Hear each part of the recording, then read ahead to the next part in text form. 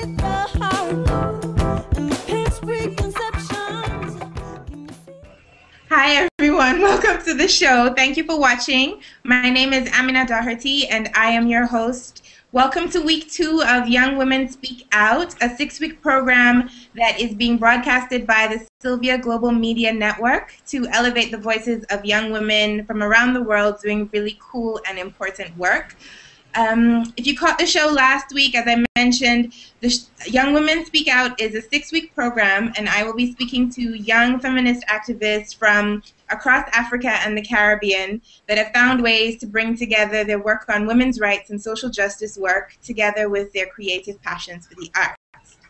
Last week, we had an incredible show with Spectra Speaks from Nigeria talking about media activism. If you happen to miss the show, you can download it, or you can watch it, I'm sorry, at the Sylvia Global YouTube channel. And this week, I'm really excited to be talking about feminist leadership with Purity Kagwiria from Kenya, from Nairobi, Kenya. But before we get started on the show, just a couple things to remind everyone once again. The show is being streamed live on the Sylvia Global website, which is www.sylviaglobal.com. You can catch it on the Sylvia Global YouTube channel. And if you happen to miss the show, there will be a podcast uploaded on Blog Talk Radio that you can listen to in the coming week. Again, everyone, please stay engaged with the show. We really like it when people tweet to us, when people write to us.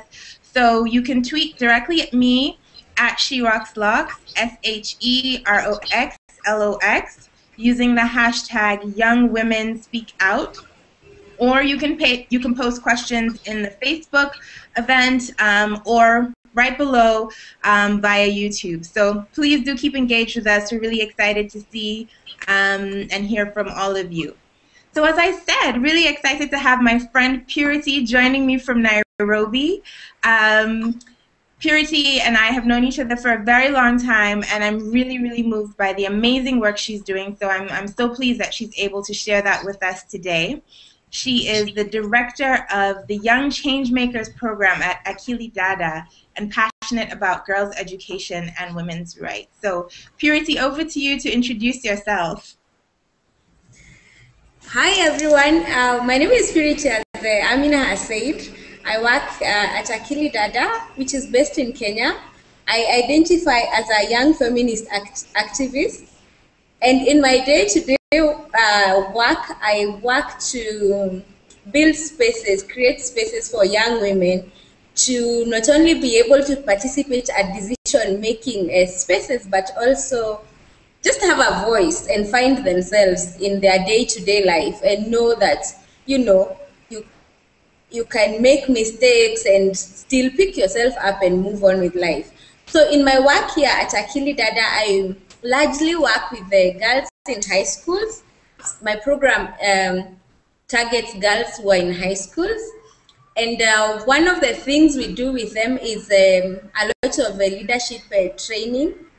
And this leadership is, because Akili Dada identifies as a leadership incubator, we want to tell these girls that there is a leader in all of us. And because in our space here in Africa, leadership has really been constrained around political leadership, we say it doesn't matter. You don't have to be a leader in the political sphere. You can be a leader anywhere. I mean, just whether it's in your class, in your village, wherever you are, you can be a leader. So to give you a background about, about Akili Dada. No, keep going. Sorry, yes. Yes, so Akili Dada is an organization based in Kenya, as I have said before, that has been in existence since 2006. And we work with young women who are from challenged backgrounds. And in our thinking, we believe that these young women have the best solutions for their situations from where they come from. And so we invest in these young women to build them as future leaders for largely our African continent and, you know, the world over. This we do through making a financial investment, and this we do through scholarships giving scholarships to bright, needy girls in high schools. We also do host a fellowship program, which we also make the financial investment by giving a seed grant for young women who are out of high school to pursue any social change ideas that they may have. So I have a question. I have one question for you, Purity, because it sounds like really exciting work. But how do people access Akili Dada? I mean, if you're a young woman that has dropped out of school, or is just looking for a space where they can meet other young women or access mentors, how do people find Akili Dada? So there are many ways of finding Akili Dada. One of them is through the schools that we work in for the girls who are in high school.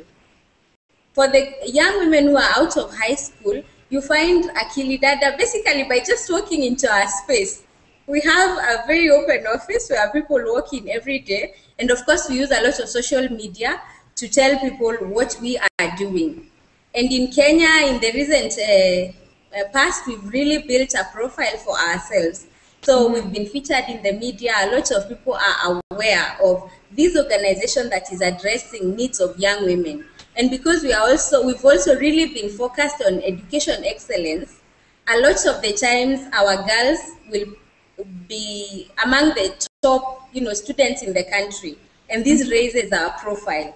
So I would say finding Akili Dada is pretty easy because our reputation precedes us.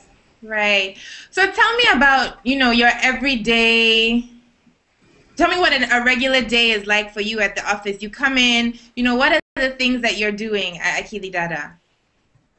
So on a regular day, this I think depends on a lot of things. So sometimes it would mean just me sitting at my computer and responding or interacting with the mentors. And the mentors of Akili Dada are women in various spheres of life who feel that they have something to give back to the community. And this giving back is through mentoring the young girls who are in school. So what we will do is ask people to sign up as mentors. We have a very simple online form where you fill in a few details about yourself, and that way we can connect with you. Once we've connected with the mentor, we will then be able to assign them a mentee. I will plan the school visits and coordinate the mentors and the students to meet. So I could spend one day doing that. Other things I do, we are currently involved in Adobe Youth Voices program, which is under the Global Fund for Children, who is one of our funders. So sometimes I'll spend my time shooting videos with the girls that we work with, and then there will also be quite some bit of editing of the videos that we are doing, which are largely based around various activities of young women. These videos are largely shot by the young girls who we have in school. I also spend my time sometimes visiting the girls in the schools to keep track of what they are doing, how they are performing, especially the ones who are in high school. We are very focused on academic excellence. And this is because we believe if you come from a needy background, one of the keys to your success, or rather to a better life, is getting quality education. And this is what our scholarships offer. Give a girl from a needy family, quality education in her life, not only her life actually, her families, her village will be changed based on this one girl who has gotten quality education. So Akili Dada has been around since 2006, and you've been slowly nurturing this leadership program. What would you say is your proudest moment? I have had quite a number of them. Some of them are subtle, as we've picked a girl, say, this week, and when I see her next week, you can see the sparkle, in her eyes. She feels like she belongs. And then seeing that same girl a couple of years down the lane, when she has done her national exam and she's come, top of the 1% of the people who sat for that exam, the excitement on these girls, the excitement on their faces, and just knowing, I have done something that can be seen. That is very exciting. I've had some humbling moments going to visit these girls and seeing where they do come from. That has been very humbling because it's been a bit, I mean, when you see how humble their backgrounds are and how well they have done for themselves, you feel proud and humble at the same time. Yeah. Yeah.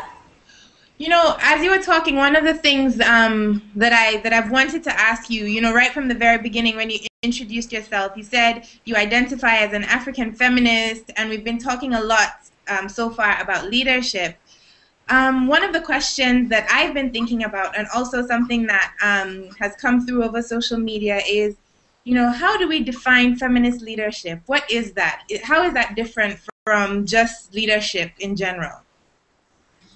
So the way I define it for myself, I think, is a leadership that is very inclusive and participatory, where I never have to feel that I'm higher than, say, one of the girls in my program.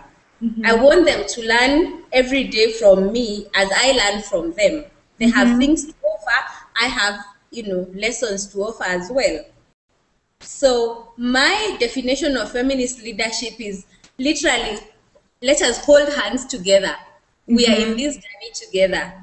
We all bring something to the table. That's really, really great, and also in line with a lot of the things that I've been reading. And one of the things that I wanted to do with this show is really also share resources that people can access around, you know, talking about what feminist leadership is, what can we read, you know, who's out there that we can look and say, you know, yes, this person is a feminist leader, and you know, we really want to kind of emulate who they are and what they're doing. And one of the texts that I've been reading is called Feminist Leadership for Social Transformation, Clearing the Conceptual Cloud. And it's by Srilata Batliwala from CREA. And I know that you have also done a little bit of work with CREA. And one of the things that Srilata says is, for every great feminist leader we can think of from anywhere in the world, past and present, they have one thing in common. She led by challenging and disturbing the status quo. Would you agree with that? Why or why not? Well, I do. I would agree with that. And speaking from just my own setting here in Kenya, just naming yourself feminist is already a challenge that you have to battle with, because it's seen as, I mean, you already know, people think about feminists as, you know, man haters, and you know how in this context it looks pretty important to, you know, to like men, for example, or be married. Just the fact that for a long time we've all been named, you know, through our fathers, we all belong to our fathers. And in this country, in Kenya, for example, until the year 2010, I, for example, could not pass on citizenship to my child. You know, until we had a new constitution, and this has changed now. So such things, for example, just navigating the space of how do you present your ideas and your ideology to people without them labeling you, all these things is a challenge in itself. And so have these kinds of conversations come up with the young women that you work with? And if so, what are some of the questions they've been asking? Yes, actually, that's a very interesting question. So this last weekend, we were holding a leadership academy where we discussed various things. One of them, which was deconstructing gender. And my colleague was facilitating that session, and some of the things that came up was, for example, you know, this world would be at a much better place were it not that Eve ate the fruit at the garden. Oh, wow. I know, right? And this whole conversation of just realizing these girls at a very young age are starting to think that as women, we are the problem. We need to apologize for being here, you know? And so just steering that conversation to, actually, we all have equal rights to be here. So we watched this very interesting TED video by Chimamanda, the one we should all be feminist. Yes. And that, I'm telling you, that capped the discussion. Everyone was like, oh, wait a minute. That makes sense. And I mean, as of Saturday, when we're having this conversation, it was becoming very difficult to navigate that space and tell these girls, actually, you do not have to apologize for being here or for being who you are or for wanting something just for yourself or for another sister. And if you have it, it doesn't necessarily mean that you now must also work very hard to ensure, for example, all the men have it, because half the time that's the conversation. And like here at Akili Dada, we've had the issue of people asking, so how about starting, who is taking care of the boys? How about starting an always the question. And my answer is very straight. Why don't you just go and start it? We're not saying that boys are not in need, but we have already identified what we do. So if you see there's a gap, because people have brought up this whole thing of saying, oh, now you see girls are over-empowered, these girls have no one to marry them, they are big-headed. And you're like, first of all, what does over-empowered mean? I know, that is not even a word. As far as I'm concerned, that is not even a word, And you're like, so, for example, who told you all these girls want to get married? That is a matter of choice, right? Secondly, why don't you just go start something for boys? Because we will not even start to talk about the structural injustices in our cultural setting that have made it such that girls are always like, for example, matters education, access to property, things like those. We always are playing catch up. So I personally refuse to have that conversation and say, please, if you start Akili Kaka, I will show you how it is done. You can do it on your own. That's awesome. And actually, I really love the fact that you brought up, using things like the TED Talk, Chimamanda Adichie's TED Talk. For anyone who hasn't seen it, it just came out last week, I think, where she talks about being an African feminist. And I think she says everyone should be feminist. But one of the things that, I've been thinking about a lot is how we use things like social media, how we use talks like, the TED Talks to really, facilitate discussion and try and engage, engage discussions among our various constituencies that we work with. And I know you mentioned, doing some work with the Adobe Youth Voices program as well. So tell me a little bit about how, you're connecting your use of social media with leadership training and education, and then facilitating conversations about feminism and women's rights. So to use the example of the Adobe Youth Voices, last year we had a conversation around the Constitution with our girls at the Leadership Academy. And just this weekend, I told them to think of how they would represent the lessons they have learned in a video form. And we had one of the groups acted out this family setup where the father is a drunkard, he comes home, beats his wife, kicks her out, and then the neighbor comes and says, you know what, he has kicked you out with nothing, but that's not right. You can go to court and you can get half of the property. These are things in the Constitution now. And, after that, they go to court and the court rules in favor that the woman deserves to get half the property. And then they decide, and then now the women decide to call what is known as a baraza here, meeting, use word for meeting, where now they have a woman, another woman facilitating around more issues around the Constitution. So what we are going to do is share this video. First of all, we have to send it to Global Fund for Children. Then after that, we'll share it on our website, on our Facebook page, which is a very active space, on our Twitter feed. And we also have a very vibrant listserv of our mentors and other supporters.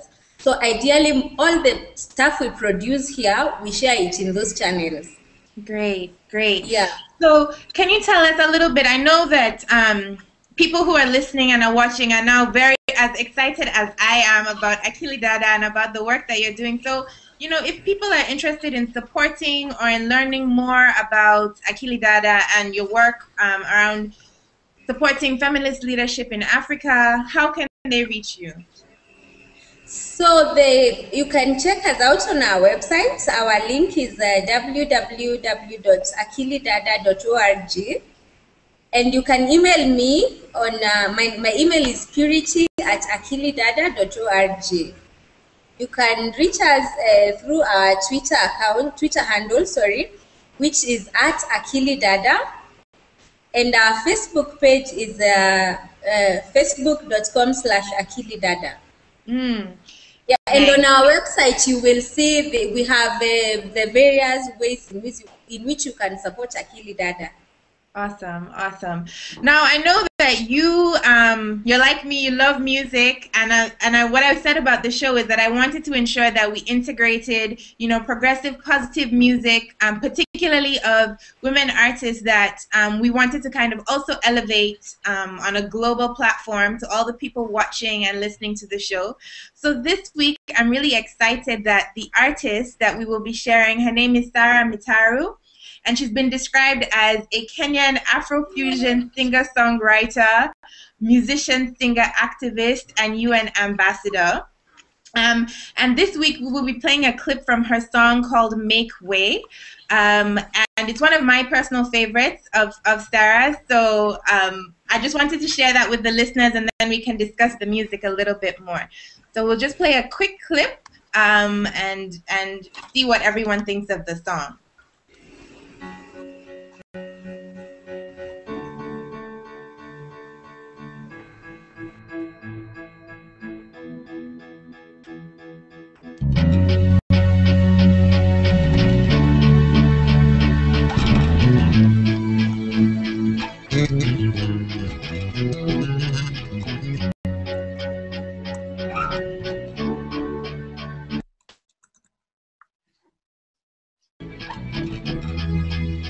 They say we're independent.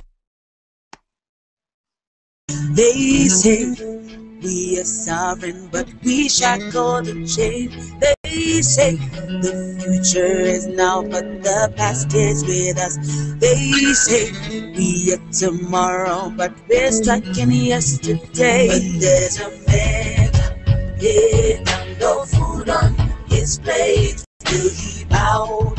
Stay to see another day. Keep his spirit on his back again. So stand on liberation to say, make way for the people today. Oh, make way, liberation to say, make way for the people today. Oh, make way, liberation crusade.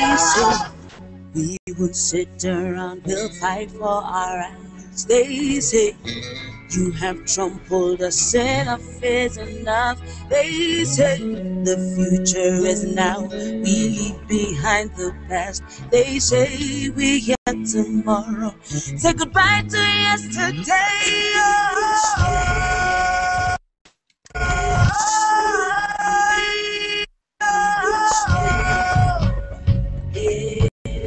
Put food on our plates, we won't bow down. Stay down, we'll find another. So, Purity, that's one of my favorite songs. And so as I'm asking you, because you're based in Kenya, whether you're familiar with Sarah's music, what you think of the song. I think they're really empowering lyrics. So tell me what you think of the song, first of all, and also what you think the role popular culture has in the work that you do with young women. Okay, yes, I'm very familiar with Sarah Mitaru's music. In fact, she's one of our great supporters here, and her sister Ann Mitaru as well.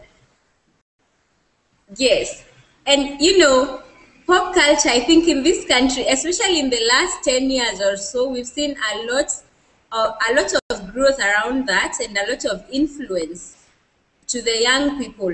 And for the first time in a long time, we are seeing also that young people are speaking to each other through pop culture, which I think has been really positive for us, especially coming from a regime, before 2002, that was really 2003, sorry, that was really oppressive. That if you sang something that looked like you are speaking against the government, chances are, things would happen to you. But since 2003, we've seen a lot of growth, and I think pop culture is really important in addressing various social issues. For example, since last year we were in a major campaign period in the country, and we voted on March 4th, and a lot of the messages that were passed to youths, for example, not to fight. If you know a bit of our context, that in 2007 we had post-election violence where at least close to 1,000 people, if I'm not wrong, lost their lives, and close to 800,000 were displaced. And a lot of that, a lot of the violence was really carried out by youths who had been paid.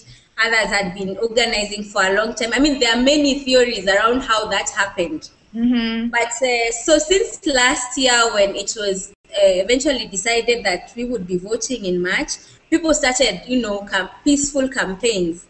And one of the organizations that has really actually started these campaigns way before is an organization called Picha Mtaani, which started mounting photography exhibitions around the country. And these photos were of various scenes of violence, victims of violence around 2007 and early 2008. And they were like, do you want us to go back to this? You can choose, a different path. So there has been a lot of that, a lot of music.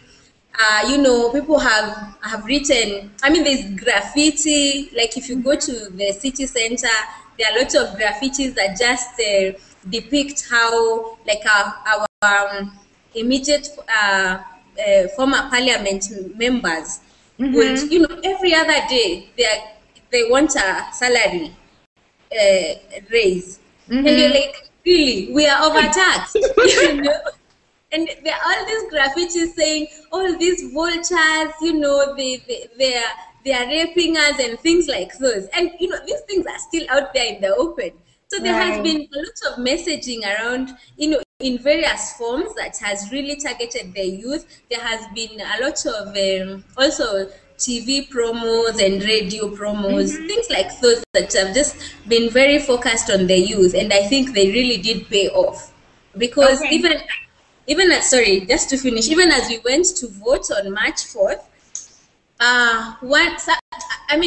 the government was really prepared, to handle youths and anyone who looks like they want to cause trouble.